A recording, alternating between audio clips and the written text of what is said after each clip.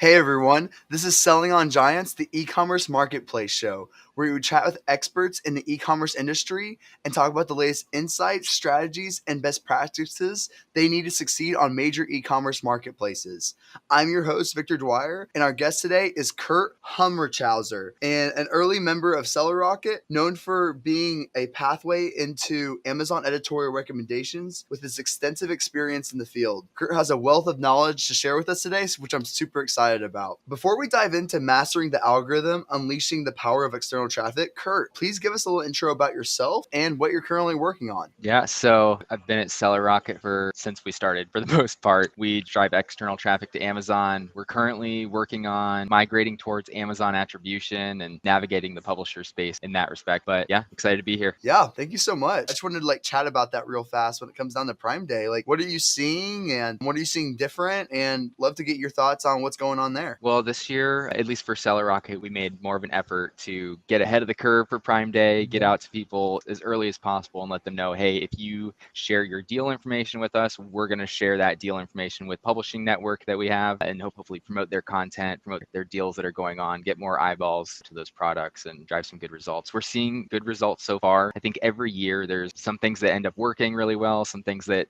turn out to be a flop. So I'm really excited to see how things shake out after the dust is settled. Yeah, for sure. And then let's just start out with editorial recommendations. What are they and how can someone get started with Amazon? Why are they so important? So for the longest time, Seller Rocket has been known for the editorial recommendations that show up on the Amazon search page. I don't know if you've noticed, but those have disappeared. As of April 5th, Amazon discontinued that program. So they no longer show on the search page, which they were so great when they were there because you didn't have to pay per click. You're right there front and center on page one. So anybody who got shown in those editorials had really great results. From the early days, people would say it doubled, tripled, quadrupled their sales. And, as things had gone on, we saw less and less being attributed to those articles. So we expected it for Amazon to pull the plug eventually. But so they finally pulled the plug. Now, since we were expecting it, we had already diversified into external traffic, working with those publishers that honestly, those articles usually had a counterpart that lived on the publisher's website. And so that's what we're focusing on now is just getting brands placed in those articles that live on the publisher's website. Recommendation type articles, product comparisons, buying guides, things like that. Cool. Yeah, can you go into how to possibly get in touch with some of those publishers and what some of the effects are?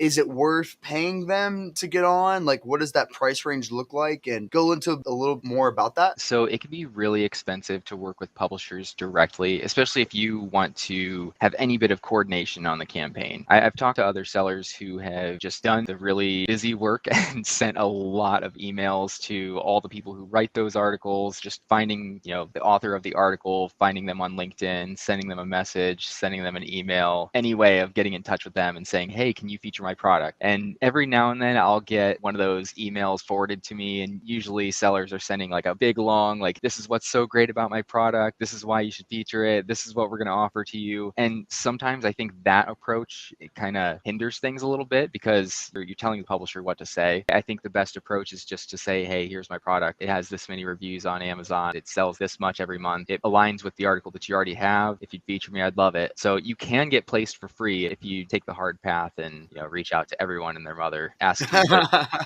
But Yeah. So what's the best way to do it then? I think going through our services, of course, we're kind of a middle ground between those placements that are paid for. If for an example, BuzzFeed, they have packages that go upwards of $50,000 for placing a brand or a few of their products, just certain campaigns that they have where they'll push your products. All publishers have some sort of program like that if you're going to work with them directly and help to coordinate the content. But there's sometimes limitations in what they'll give you. Maybe they won't give you any data. Maybe they will. Maybe they charge you based on the data. It all depends. And then some of those slots in those articles, the publisher just found a product on Amazon that has a ton of reviews. It fits with the content that they're writing. So they put a product in that article for free. So where Seller Rocket fits is kind of in between. There is a price to be placed into the articles, but we try and make it more of a membership so that you're not paying for every single article. You're not paying for every single publisher. You just join our network. We'll get you added to as many articles as we can. We're constantly working to expand our network of publishers, expand the different types of placements that we can do with the publishers. So I think we're the better option, but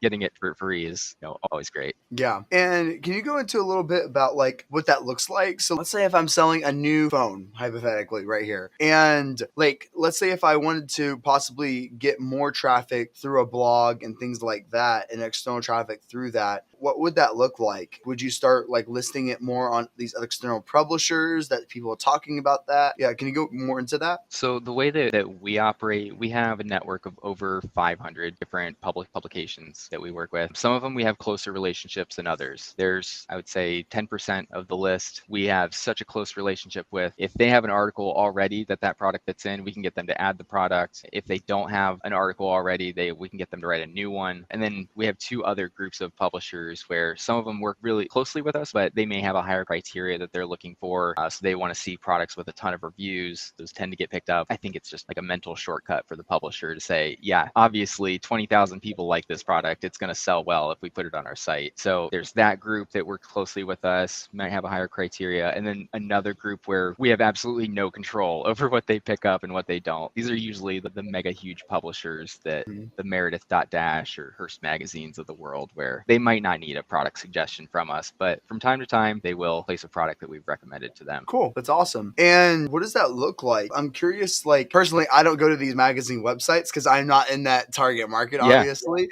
But like, what does that like sales increase look like? I don't know anything when it comes down to like, love to hear more about that. Yeah, well, I'm currently building a case study with one of my clients. They started with 13 different products, and because they started with so many products at once, they've kind of got the full spectrum of results. Some of these, maybe they got placed in an article that just doesn't get as much search volume. It's a category like a small squeegee. It's not something everybody's looking for. And other products that they sell, they have tons and tons of reviews. There's tons of articles that rank on page 1 of Google, and they're in half a dozen of them. And so they see a couple $1,000s every single month in sales. But it's never, not never, but in most cases, it's not, half of the sales that a product is driving. It's just, a couple $1,000s every month, enough to pay for itself through the service. And it's also driving the external traffic to Amazon, which has its own algorithm boosts. So it's a part of the whole puzzle. It's not the main squeeze. Amazon PPC, I think, is going to be king for forever until Amazon finds another way to take money from sellers.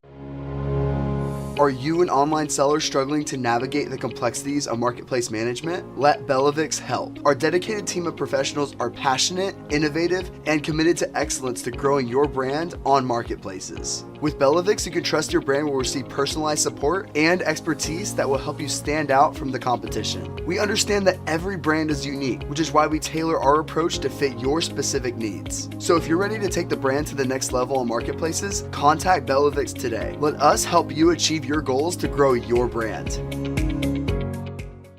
That's what I found an issue with my external traffic business that I had when it came to TikTok to Amazon, is that like the efficiencies of Amazon ads, like I couldn't beat them. So that's why I had to switch over to like doing more of the agency side because of the efficiencies of Amazon ads and things like that. But is there anything else that Seller Rocket is focusing on right now? Like, what do you think that Amazon sellers should be focusing on when it comes to external traffic? Like, is there anything else? I think Google Ads is kind of an untapped area. There's a few different companies that have sprung up recently that'll manage Google Ads for you or help you put attribution links into Google Ads. So Amazon attribution is another thing that I think is the future. Amazon sellers love it because you get the data right in your own dashboard, based on the tags that you're using. But when that comes to publishers and getting publishers to use those attribution links, it sounds like an easy thing to just say, hey, just use my link. But if the publisher uses a brand's attribution link, the publisher won't receive any sales data. They won't receive any commissions from Amazon. And so that it causes another hurdle there. Yeah. It's not like Share a Sale or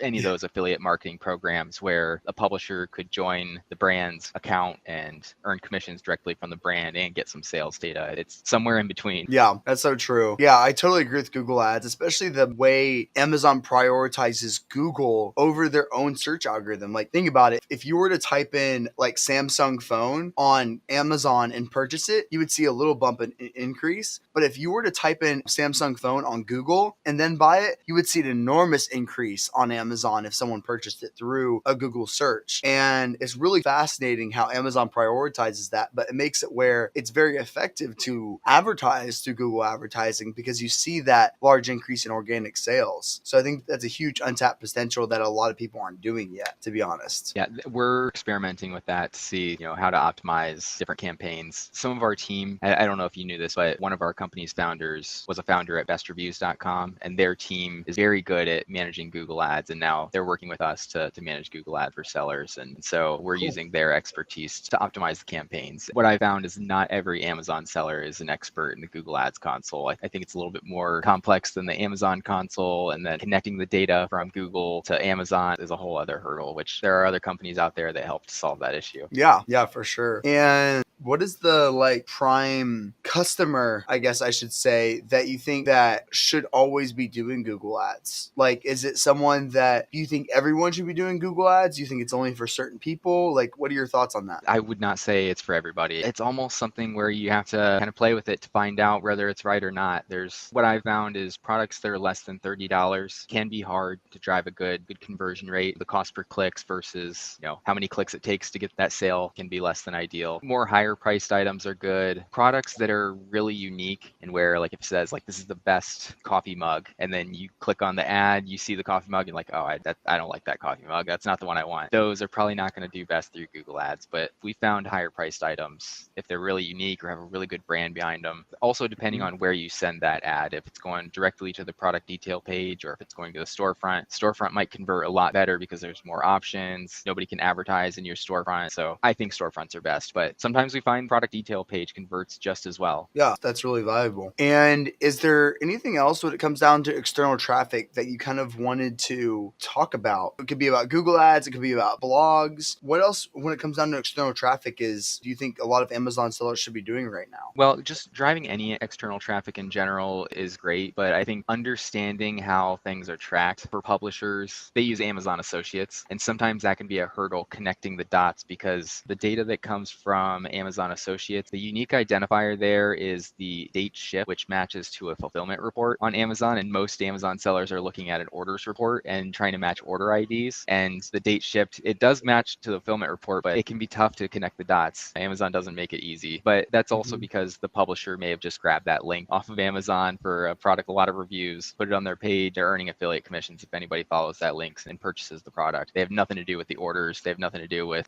any bit of that seller. It's just, Amazon reports what they're earning a commission for. Yeah, and that makes a lot of sense. And what are some things that you are seeing when it comes down to Amazon sellers that are doing it wrong when it comes down to sending external traffic that aren't doing it correctly? I wouldn't say it's wrong, but a lot of Amazon sellers, it might even work really well for them, sending traffic from Facebook and Instagram. I think sometimes it can be tough to figure out at first. I think all types of external traffic, you have to mess with it to figure out whether it works for you or not. I've heard from sellers that dump a lot of money into Facebook ads and maybe they don't get much of a return. Or also with Google ads, I've seen that as well. They dump a lot of money into Google ads, never really figure out how to get it to work for them. It might be a problem unique to that seller, but sometimes it's the product, sometimes it's just the category. It all depends. Cool. Yeah. And is there anything else that you wanted to talk about when it comes down to external traffic or when it comes down to increasing the algorithm on Amazon that you wanted to talk about? I think there is no silver bullet in all of this. Like I said earlier, I think Amazon PPC is king always, but having diverse streams of traffic to Amazon is how you're going to get the best results. Yeah. By doing 5 things that appease the algorithm, maybe you get an extra boost that you wouldn't get if you were only doing 2. So never rely too much on one thing. It's all a piece of the puzzle. I see like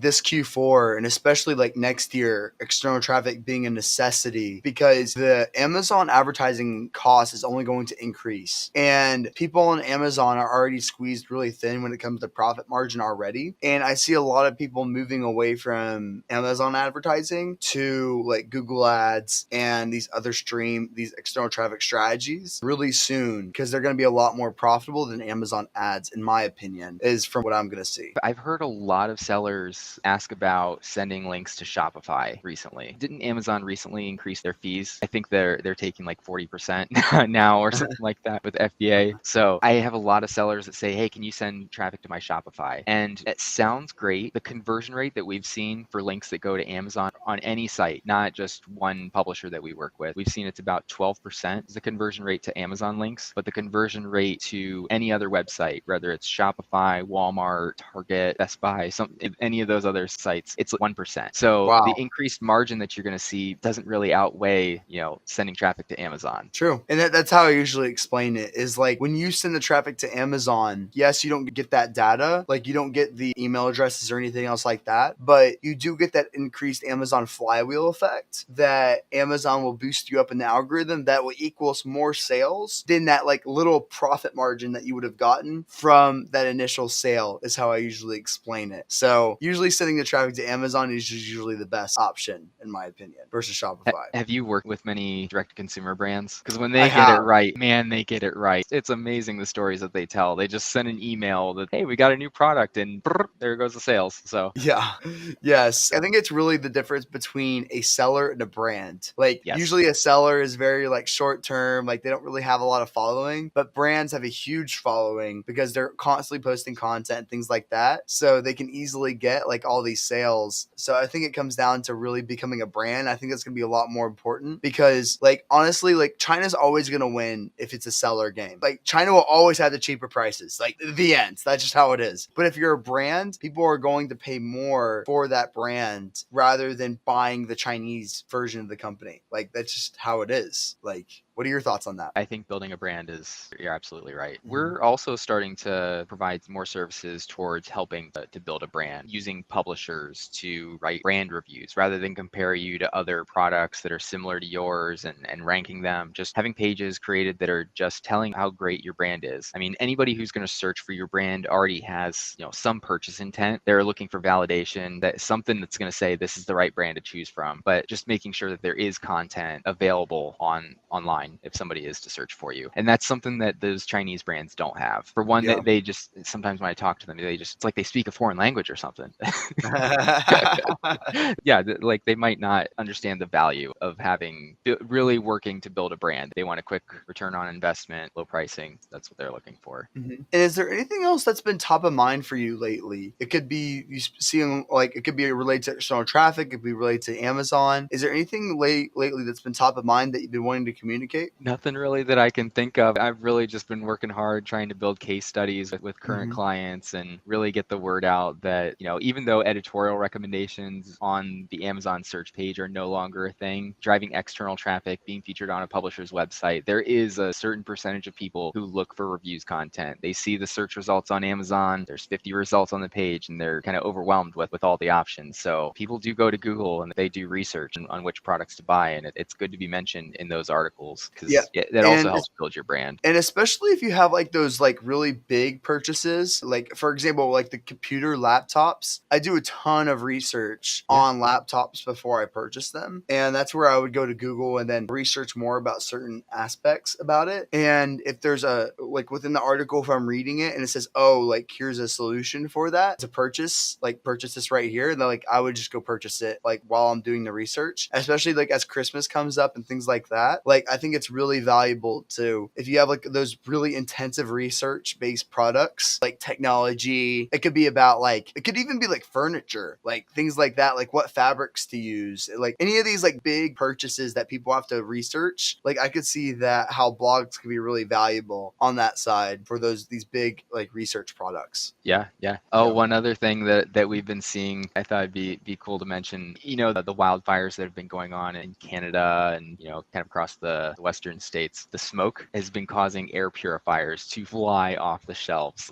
So Yeah. Yeah. sometimes just making sure that your products are in reviews content because people are specifically looking for your products. Like, demand goes up quite a bit, random products throughout the year. Yeah, I know how that is. My allergies have been killing me, so I get air purifiers all the time. So, yep, it's just how it is. Well, Curt, thank you so much for joining today. Please tell the audience how to find you and how to find more about your business. Just go into our website, sellerrocket.io, or shoot me an email, kurt@sellerrocket.io. Cool. Awesome. Curt, thank you so much for joining, and thank you everyone for watching and listening in. And this is the Selling on Giants podcast. Tune in later. Thanks, guys. Bye.